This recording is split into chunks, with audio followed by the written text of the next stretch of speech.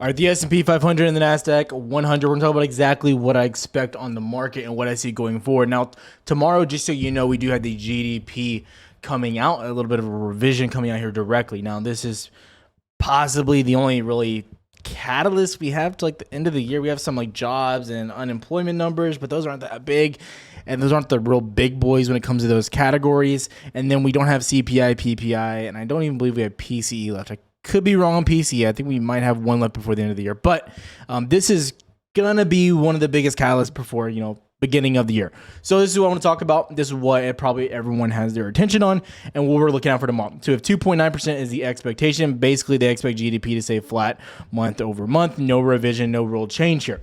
And this kind of has me a little bit concerned what we're looking at here. Now, I'm not taking any big guesses, any big swings. What I will tell you, though, I do have one trade, and the only trade I do have, and before we go any further, is going to be Apple.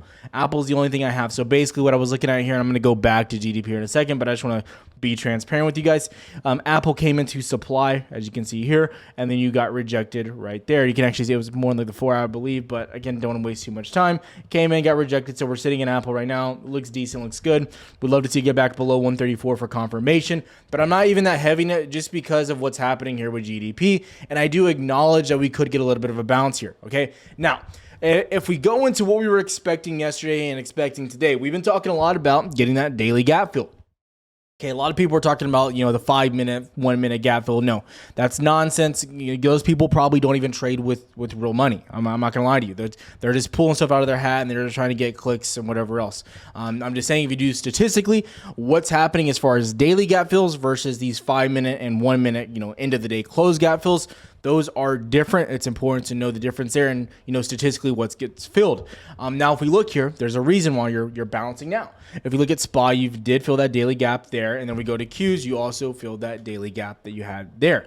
It's worth mentioning you did fill those, I believe, on the 19th. And then you kind of followed through a little bit more to the downside and obviously started getting a little bit of a bounce near the end of the day yesterday and then following it up a little bit more today. So I want to talk about specifically what's going on here and then my just expectations going in. Now, when we zoom in a little bit more, focus here for me has been a lot of the Qs, but I just want to talk about what's happening here. If we look at something like volume, and I really, I'm not going to lie, I can't stand using volume on anything except Thinkorswim. It's just the only thing I love using volume on. And I don't even trade on Thinkorswim. I just love what they have there, right? Now, specifically coming in here, we can see something. I have to go back to the 1 minute to really break down the intraday volume, and I really hate the 1 minute chart. Absolutely don't like to use it, but we got to here for this case. And if we look basically since the market opened today, your volume was kind of declining on this uptrend basically since around 9:30, just really, really slow. Got a little bit of a breakout back here. Then you just topped out again and pressed back down. It's just been all over the place. And again, I talked about getting that gap fill on Qs and SPY and then expecting getting a little bit of love from this and just getting a little bit of a bounce. It would not surprise me. But the bounce that we're seeing, in my opinion, is lackluster. I don't know if there's, a better word to use on this. It's not that good. Despite even having the, quote unquote gap up that we had last night from, 380.5, up to, 383 and then kind of just chopping up. Your volume, again, you saw just from that morning just die down. Even into 10:30, nothing happened. And into the day here, nothing's really going on. Now, again, end of the day, you're going to get a little bit of a spike here. But it's just nothing that great. We come into SPY and we can look here. This is the best way to just look at overall volumes. Go to Yahoo Finance, type in SPY, go to historical data. And over the past, 3 days, you're just getting declining volume. And the most important days are yesterday and today to just look at what's happening right now. Now, you could argue that it's holiday, just like it was with Thanksgiving, and you can also argue that GDP is tomorrow. So I'm going to give it the benefit of the doubt. But right now, your volume is minimal to the upside. Whereas when we flip to the downside, it was pretty high, right? So there was a lot more confirmation, in my opinion, a lot more sellers stepping in than there are buyers at this moment. So that's just my personal opinion, what I'm looking at, and that's just, overall my viewpoint of what's happening here. I don't have any real notion to take anything towards the upside play here. I just don't see the benefit in the short term specifically for myself. That's just not been my focus. Now, what I will tell you, if we look at something like the NQ and looking at futures, this is where things can get a little bit interesting. Now, we come here and we look at supply specifically on like a 4 hour time frame. Let's giving you a visual here. you can clearly see we have a 4-hour supply at this range. You can drag it over a little bit more if you want. This is your 4-hour supply around the 11.4, give or take. You could argue it goes all the way up to around 11.49 roughly. That's where we're at. We're coming right into it, getting rejected as we speak. We go into something like ES, we look at what's happening here. You're coming right back into this 4-hour supply also, right? Previous level right here, all the way back down to there. Boom, you're getting rejected at the bottom end of it. So buyers can't even get you into that supply. You're just getting rejected before you can even make a move. This is worth mentioning, but it is, you gotta highlight some of the good things here, right? Like to not be biased when we're here. You are breaking out of the downtrend. Now, before we go any further, I have to ask you to do 2 things. Like and subscribe. It helps out the channel so much. And again, I usually try to do this in the beginning of the video, but kind of got carried away.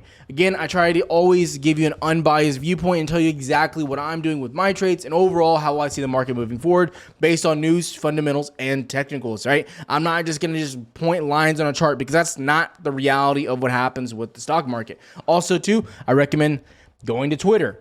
If you're interested in getting Twitter updates all day long, I'm posting them so you guys are ready. Talking about TLT, everything happening in between here. Now going back, talk about VIX. If we look at VIX here on the 4-hour, again, you're back down in this key range. And what does this key range mean? Again, I'm not saying you have to bounce out of this area immediately.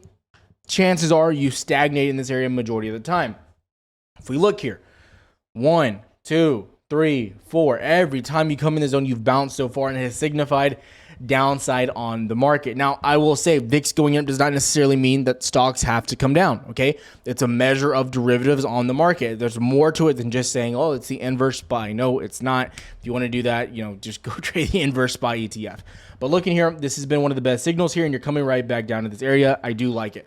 Also, going into those yields, I would like to say here, you're coming and you're still making those higher lows. And excuse my French there. So you can see you're still making those higher lows since 2020. And as you see now, you're still getting that stagnation. What's the important thing to know when you get stagnation here on the inversion of the 10 and 30 year? What happens? Typically, when you stagnate, you get big volatility, either up or to the downside, because the stagnation, boom, stagnation, boom, stagnation, boom. Just happens over and over, and it's been a very big repetition when it comes to specifically these yields with what's happening there. Now, I will say you have Japan buying a lot of their bonds back.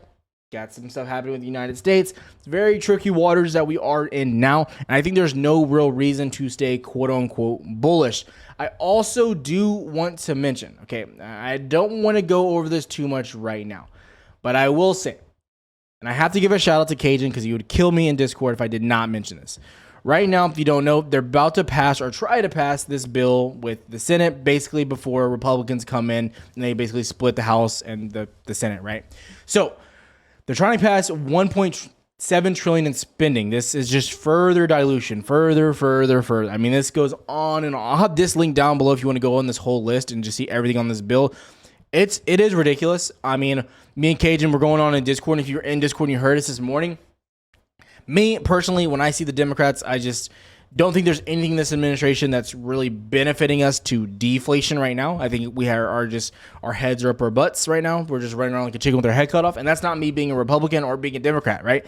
I don't really care about either's policies. I'm more of just on the lines of capitalism and making money in the market and taking advantage of what's happening.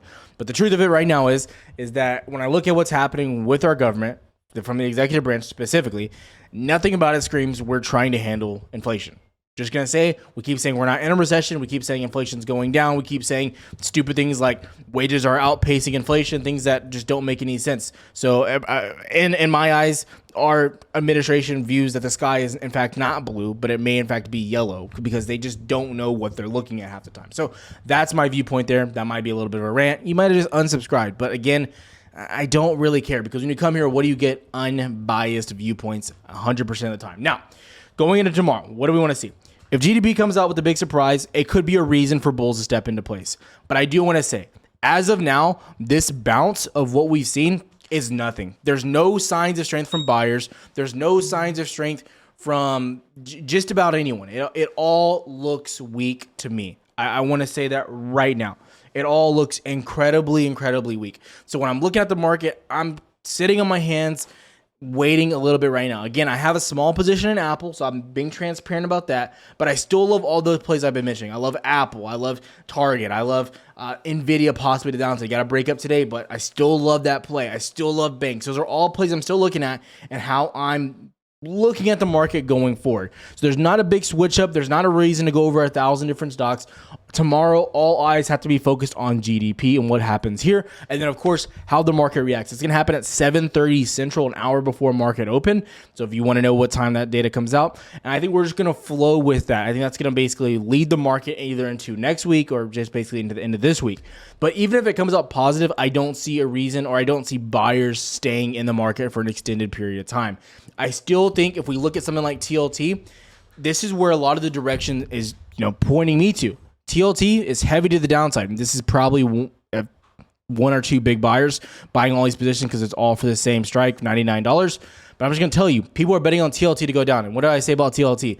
If people are pricing in TLT to go down, they're essentially pricing in, the market to not perform well. I'm just going to be transparently clear with you, right? It's been very important to realize what's happening here on TLT and just the overall strength of how we've been moving going forward here. Again, you can see the downtrend that we kind of had here. You broke out of it, and now you're trying to stay above it. But again, people are betting more and more on the demise of TLT and overall the health and growth of the United States. This is my opinion, what I'm looking at. Short video today. I'll see you tomorrow. Make sure you're paying attention to GDP. Have a good one.